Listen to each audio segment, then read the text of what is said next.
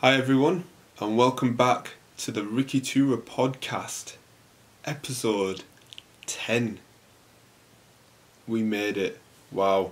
This has probably been the most consistent thing I've ever done, other than probably like magic throughout whenever I was started when I was 13 or whatever. But otherwise, yeah, episode 10. This is special for me because I never thought really that I would go further. I thought I'd just do one episode really at the beginning just to see how it was, and if I didn't like it after that first episode, I wasn't probably going to do another one. I was probably going to do episode 2 actually, and then that was it, because episode 2 was how I got into magic and I really wanted to tell that story. But yeah, here we are on episode 10. So in this episode, I was debating really what to talk about, if I'm being honest with you as well. I wasn't sure what to talk about. I wanted to be something special and that not many people know about as well. So I've been writing a few ideas down, and I've got actually 3 things to talk about. Since this is episode 10, I've got 2 major things I want to talk about, and then I've got an added bonus which I'll surprise you guys at the end. It's nothing like big, but it's something that you probably may not know about me. But yeah, as you can probably tell by the title of this podcast, this is going to be when I did my first TV and my first radio interview. So some of you may know that I did a radio interview last year, but others may not know that I actually did my first TV interview a couple of years ago, actually back in 2018. So we're going to start off with that, the TV interview. So you're talking now about 2018 time, I don't know which month, summertime, whatever, June, July, August, one of them months. It was in Manchester actually, so shout outs to Marcus, because Marcus got me this TV interview. So it was in Manchester, so I had to get a train from my area to Manchester Piccadilly, I think. No, Manchester Victoria, so I had to get the train there and I missed it. I missed my first train, but I'm quite an organised person, so I left quite a big gap beforehand. So I was only like, I wasn't even late, I was actually still like 20 minutes early. But anyway, I got the second train there. Was pretty nervous actually, because I didn't really know what was going to happen in the interview. I've never been to this place where it was before in Manchester, and I've never actually heard of the TV station, which I'll get into later. I've never really heard of that station as well, so I wasn't really sure what to expect, but I know I was going to show some magic as well, so that I was prepared for, but I wasn't sure talking wise what was going to be asked or what I was really going to say. I didn't really prepare anything for it. So I got there, and yeah, it was in this studio, and I'm going to get into what it were called. So the channel were called, and it's on Sky, it's called VTV, and yeah, I don't know if you guys know. I didn't know it, and but bear in mind, this was my first day. I was gassed anyway. It was my first TV interview. I didn't like. This was just like a cool opportunity, and it's a cool story to tell as well, because I've never actually seen the interview back. That's the funny thing about it. So I remember doing the interview and everything, but I've never actually seen it. Apparently it actually was live on TV, but I didn't know. But I don't know if there was any reruns or anything, but I've never actually seen the TV. I'm really bad with names, so I don't really know who interviewed me. It was 2 people, a man and a lady, but I can't really remember their names. if I do find out the names, if I find them on like Facebook or Twitter or something like that, I will include it into the like info section description in the podcast. But I'm not 100% sure, but they did a really great job, in my opinion, of asking me questions. They were sat on a sofa together, and I was sat on like the side sofa, had the mic like clipped onto me. It was like very professional, really, on that side. But like I said before, I never really saw the interview, but got into talking about how I got into magic, things like I've discussed on the podcast before, how I got into magic. I talked a little bit about the shop, because back then I was kind of like entering into that field like properly, into the shop field, so I didn't really talk much about it, but I talked about the basics and stuff, about like my parents having the shop, and sometimes I do magic there, this and that. So I didn't really dabble into that area quite a lot, but I just kind of talked about the basics about it. So yeah, that was really my first TV interview, which I never saw, and then I was there for about a good hour, but I think we got interviewed. It was me and I remember his name, Hackle Hans, amazing guitarist. I met him there as well, because he was being interviewed as well. He was on the sofa opposite me as well, so shout outs to Hackle as well.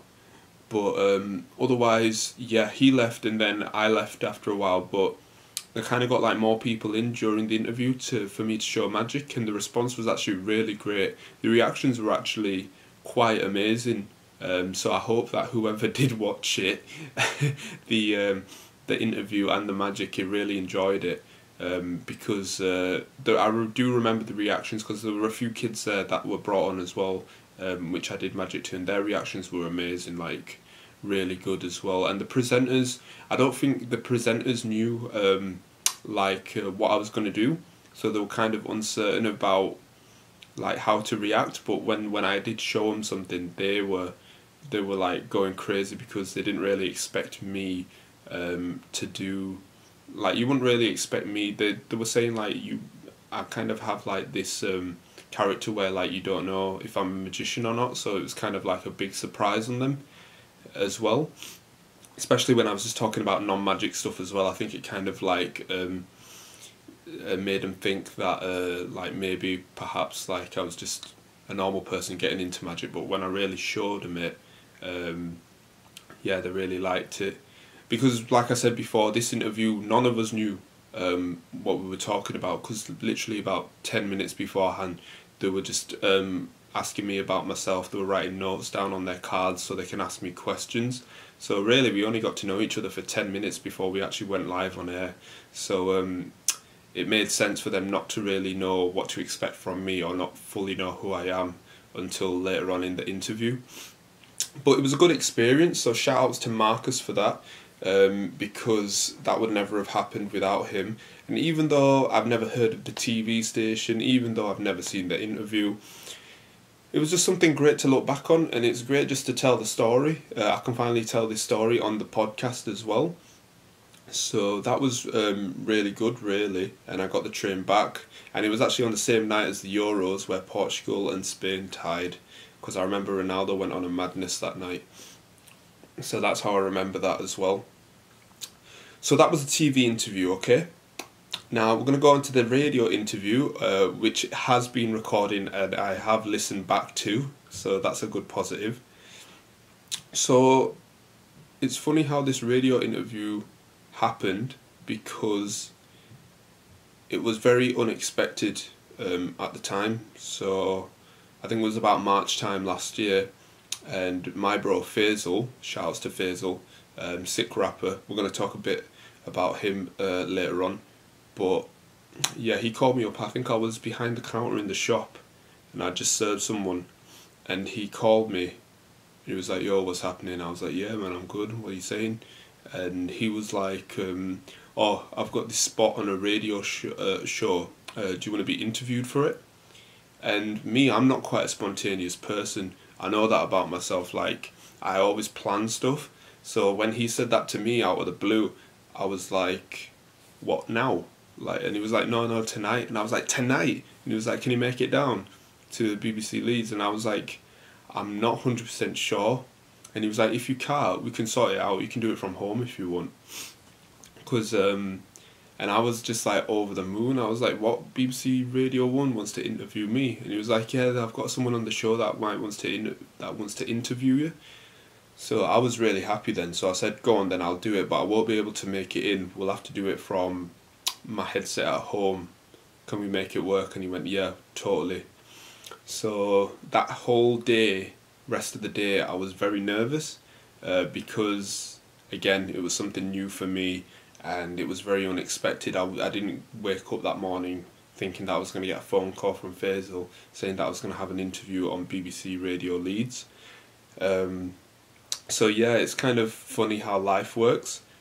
So the person that interviewed me, I'm going to put in the description as well. I think it's Ahmed Zaman. I'm just looking at my notes. You know what, I'm going to put his name in the description as well, because he didn't have to have me on his show, but he did. And I've got to give respect to where respect's due. He did interview me and it went really well. I think we cut off once. I think I cut off once, but we managed to get back on. But the whole process was really good for the interview. And I kind of mentioned how I got into magic in the interview. And I just talked about like projects that I've done, social media magic that I've done, which celebrities have seen. And I remember I talked on the podcast, the last episode, the creativity one, where I made like the Lethal Bizzle, Nando's thing. Lethal Bizzle actually saw that video and he liked it, so I talked a bit about that as well. So I kind of like got that experience under my belt as well for a radio interview, but I really want to go in now to a radio station and actually show and perform magic as well. Because I feel like in the podcast I've talked about things about myself, so I can kind of like recap that into a good like 5 minutes on a radio show, but I really want to like show some really cool magic as well, that nobody's really seen or has my twist on. So maybe that's perhaps the next thing I can do, and if that happens I can always clip this video footage and say, hey, it happened. But yeah, that was very unexpected. Did that from my bedroom, and it was a good, I think it was a good 10-15 minute interview, I think.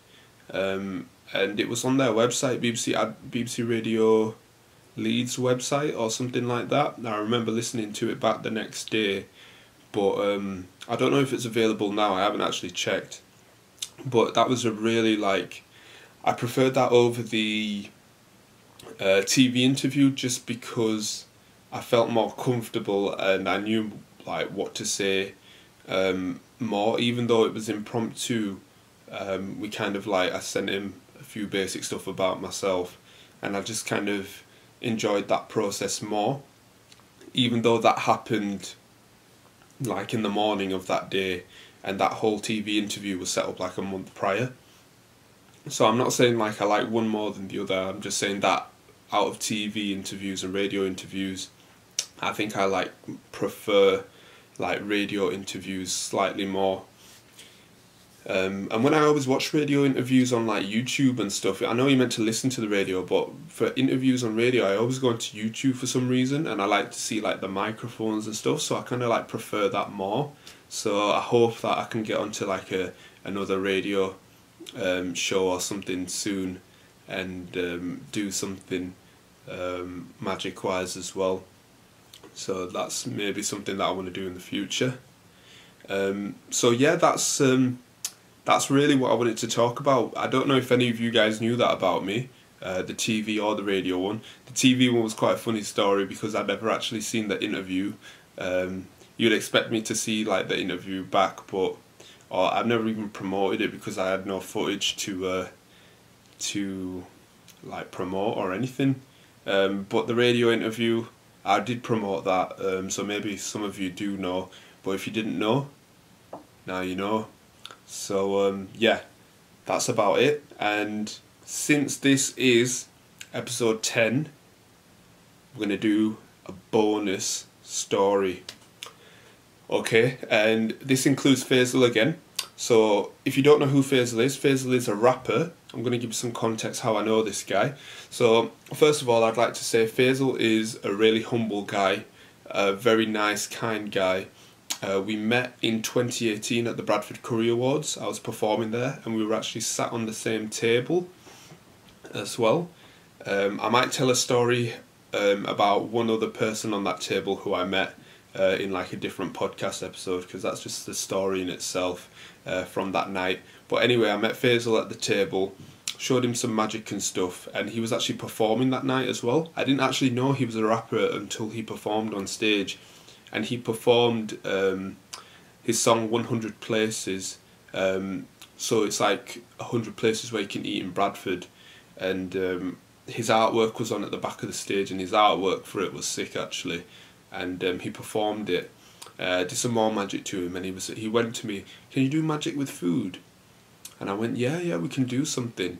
And he was like, "Okay, say no more, like, I want you to be in my video, give me a number, we'll talk." And so yeah, that's kind of like the context to what I'm going to get into now, is because I've appeared in a music video with Faisal, and I've never actually been... Music videos is something that I've always wanted to be into as well, but I never really thought that would happen like now. I thought maybe if I get like a few more magic stuff under my belt, a bit more exposure, perhaps that could happen. But it actually happened quite early on for me, a couple of years ago. So that was really cool. So I ended up being in 100 places with Faisal. I made a few cameos. What did I do? I made a straw levitate out of a milkshake. I turned like do you know, like menus that you get at restaurants and stuff, I turned them into like money. I'm sure I did something else. This was like at the top of my head from a couple of years ago now. But I had a small cameo, but it really meant a lot to me because somebody wanted to take a risk with magic in their video, and I think he'd recorded like at least 80% of that video anyway. So when he'd see me, he didn't have to do that. So I really appreciate that. And Faisal, if you're watching, like, shout outs to you, man.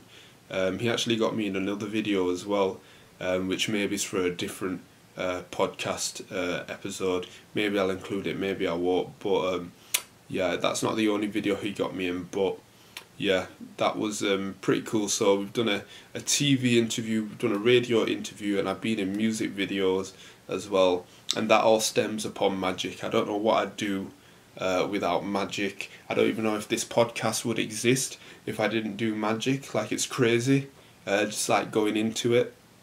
So yeah, I think that is it for episode 10. I really can't believe we've gone into 10 episodes. I remember saying in episode 3, I think it was, working in the shop, that I was rambling on and we'd get better maybe in podcasts like episode 10, 20, 30. We're already on 10, so I hope I'm doing better than my first few episodes. I feel like I'm getting more comfortable on the camera, but I do know, like, I am saying a few things here and there, but I'm trying to like connect it together. But yeah, I hope you guys enjoy this episode. I want to do a few shout outs because a few people have been showing more love and messaging me about the podcast. So if you're listening, guys, shout outs to Nav. Nav sent me a message a few weeks back now, and I really appreciate your comment that you said to me. Kind of gave me feedback on the podcast, and feedback is what I take. I like to take criticism and hope to improve on it. So if there's anything good, bad, or that I can improve on, like, I don't take anything to heart. I just want to improve, and Nav gave me feedback on that. So shout outs to you, Nav. Second person I want to shout out is Nads. Nads, you messaged me, man, and thank you for the support as well. I really appreciate the comments. It means that something is happening with this podcast, that people are listening and are liking it. I just hope that everybody just enjoys the stories or just whatever I'm talking about, really. And I'm kind of like planning more now into the episodes, so I kind of like, I don't know if you can see my notes on YouTube on the camera, but I've been writing a bit more down what I want to talk about in the episode.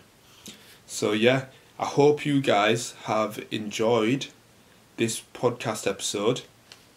I have no idea what I'm going to talk about in the next one, so I'll have to plan that out.